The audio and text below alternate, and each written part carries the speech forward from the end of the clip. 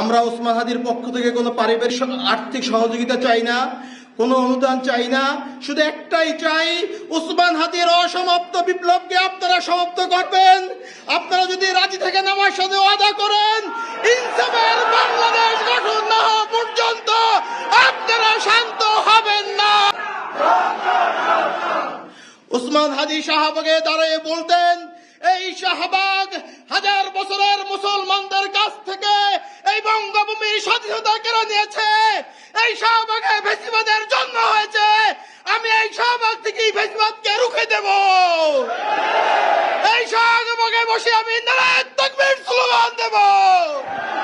যদি আপনারা হাদিকে ভালোবাসেন, হাদির হত্যার বিচার চান, ওই শাহবাগকে ফ্যাসিবাদ মুক্ত, ভারতীয় আধিপত্যবাদ মুক্ত কায়েম করতে হলে আপনাদেরকে আন্দোলন অব্যাহত রাখতে হবে।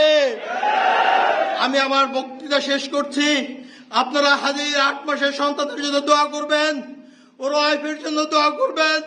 হাদির ছোট বোন, আমার বাবা মৃত্যুর পরে আমরা 2 ভাই অসহায় ছিলাম। আমার ছোট বোন আমাদেরকে বড় করেছে, তার বেতনের টাকা দিয়ে আমাদেরকে পড়াশোনা করেছেন। ও খুব বেশি অসহায় হয়ে পড়েছে, মানসিকভাবে অসুস্থ হয়ে গেছে। খাস করে ওর জন্য আপনারা দোয়া করবেন। আল্লাহ আপনাদেরকে ওসমানের স্বপ্নকে বাস্তবায়ন করার তৌফিক দান করুক। আমিন।